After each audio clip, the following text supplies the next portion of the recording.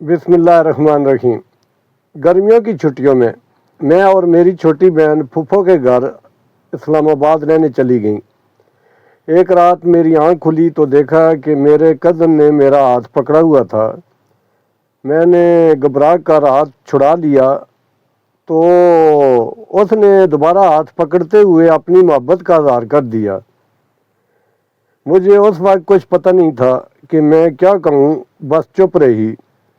تب mobile phone نہیں ہوتے تھے تو وہ مجھے ہر روز خط دیتا تھا۔ خط کے ساتھ پھول بھی ہوتے تھے۔ وہ میرا بہت زیادہ خیال رکھنے لگا۔ اس کی محبت کی شدت بہت زیادہ تھی تو مجھے بھی اس سے محبت ہو گئی۔ جس دن ہم نے واپس گجرات آنا تھا اس سے ایک رات پہلے وہ مجھ سے ملنے آیا تو میرے لیے بہت سے گفٹ بھی لایا۔ اس نے مجھے اپنے گلے لگایا اور میرے ہاتھوں کو میرے ماتھے کو چومنے لگا۔ تب ایک ایسا احساس محسوس ہو رہا تھا جو میں نے پہلے کبھی نہیں محسوس کیا تھا۔ پھر میں نے اسے کہا کہ 2 مہینے بعد عید ہے اور میں چاہتی ہوں کہ عید والے دن تم مجھ سے ملنے کے لیے گجرات آؤ۔ اس نے بولا کہ کوئی نہیں آنے دے گا۔ پھر میں نے کہا میں تمہارا انتظار کروں گی۔ اگلی صبح ہم گھر کے لیے نکل آئے۔ میں نے گھر آ کر گفٹ امی کو دکھائے تو امی سب سمجھ گئیں۔ تو امی نے کہا کہ اگر تمہاری پھپھو تمہارے رشتے کا پوچھتی ہے تو ہمیں کوئی مسئلہ نہیں۔ میں یہ سن کر بہت خوش ہوئی۔ پھر دن رات اسی کے خیالوں میں رہنے لگی اور اس کے دیے ہوئے خط بار بار پڑھنے لگی۔ پھر وہ عید کی صبح ہمارے گھر آ گیا۔ وہی میری زندگی کی سب سے خوبصورت عید تھی۔ اس ملاقات نے محبت کی شدت کو اور بھی بے رحم کر دیا تھا۔ پھر ہم ایک دوسرے کو خط لکھنے لگے، صبح سے شام اس کی یاد میں، شام سے رات اس کے خط پڑھنے میں اور رات سے صبح اس کی خوابوں میں گزارنے لگی۔ ہماری ملاقات بہت کم ہوتی تھی۔ کبھی وہ ہمارے گھر آ جاتا تھا تو کبھی ہم رشتہ داروں کے کسی فنکشن پر مل لیتے تھے۔ سب رشتہ داروں کو پتہ چل چکا تھا کہ ہم ایک دوسرے کو پسند کرتے ہیں اور ہماری شادی ہونی ہے۔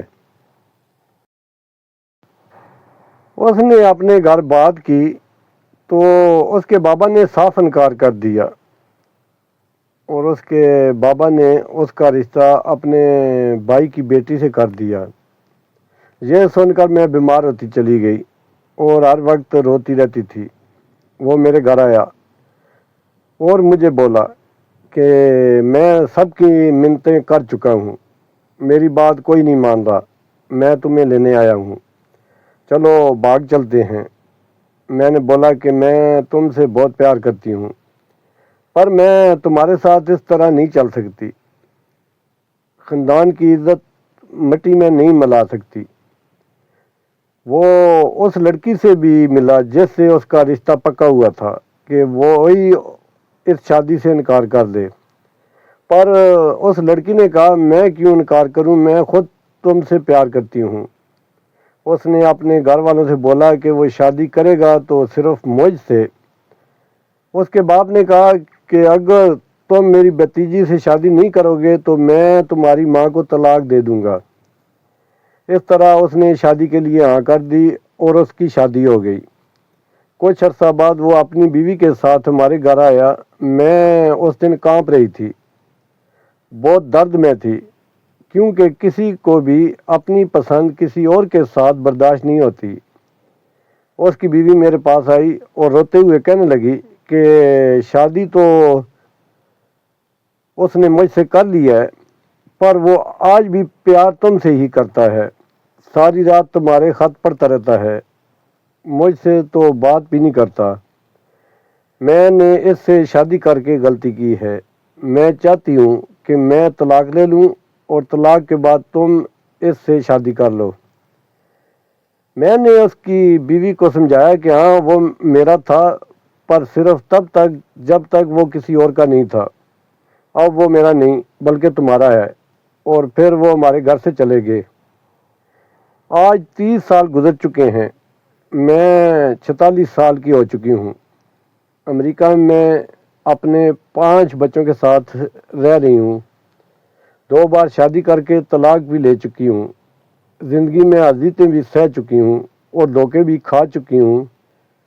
زندگی اتنی خوفناک رہی ہے کہ میں ڈپریشن کی مریضہ بن چکی ہوں۔ شاید کچھ لوگ مجھے پاگل بھی کہتے ہیں، پر میں آج بھی اپنی پہلی محبت کو یاد کر کے روتی ہوں۔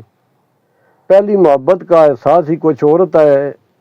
آج وہ اس دنیا سے جا چکا ہے، پر وہ میری یادوں میں آج بھی زندہ ہے اور آخری سانس تک رہے گا۔